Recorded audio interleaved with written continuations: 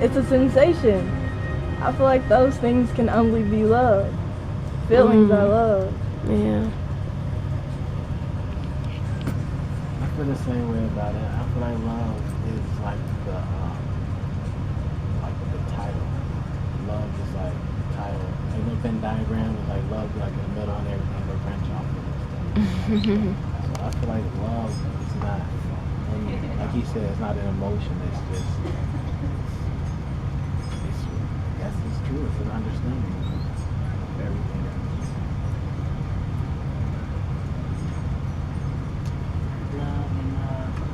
Love and BobMarley. Well, love, I mean, we all summed it up pretty good, everybody. As far as love and BobMarley goes together, I think it's so many different types of love.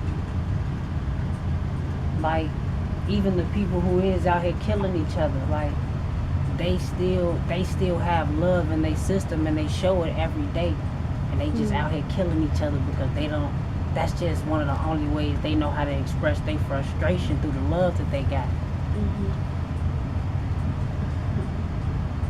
I have several things to say, if you don't mind.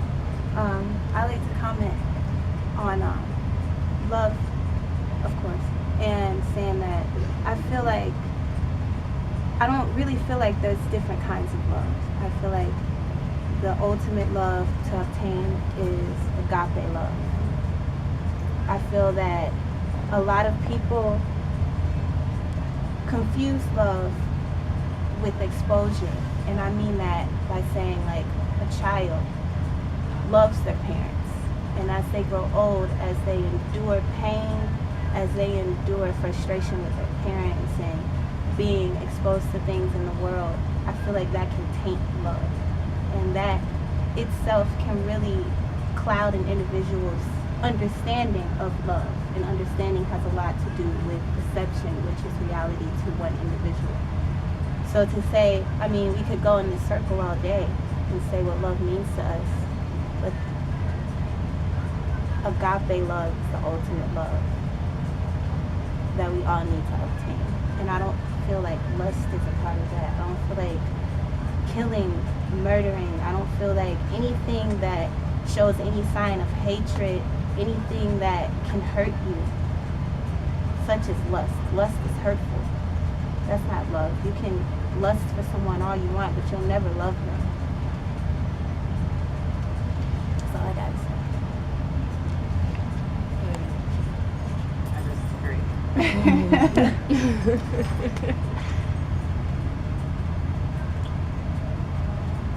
Let's make it clear. When we start talking about love, let's make sure that we're making this absolutely clear. Love and hate, you can easily distinguish between the two. Okay, they do not have the same characteristics. Let's make sure that that's clear. They do not have the same characteristics, that you can confuse the two. You can confuse them. Okay, by letting your emotions or whatever your affections are for someone twist that. And that's why I say love is an understanding. It's divine intervention in its essence. And it's expressed, and it can be expressed many ways, but it still comes back to that universal understanding.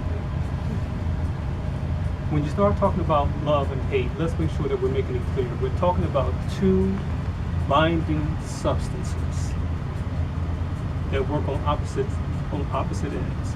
They're binding substances, but they work on opposite ends. One is a blinding substance, and the other one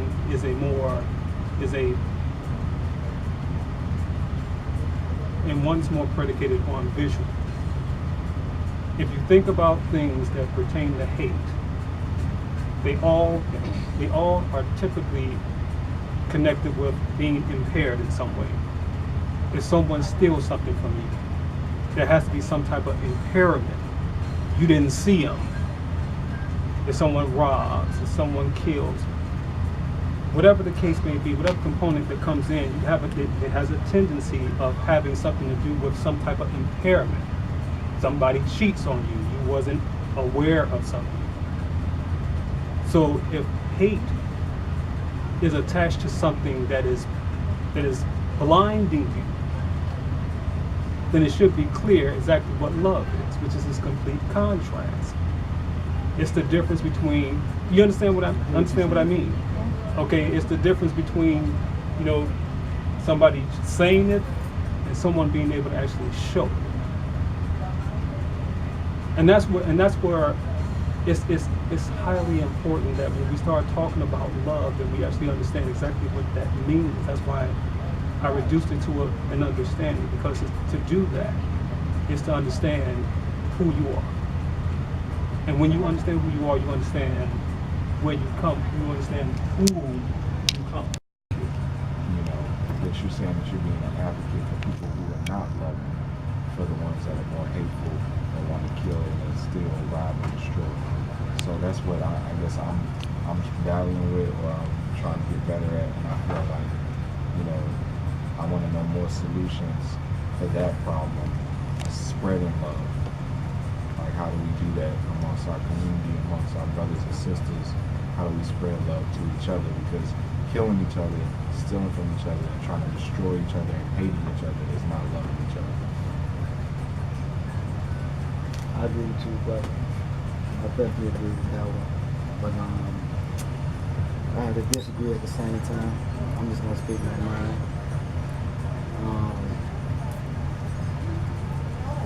Since everyone bringing up killing, I'm gonna bring it up too.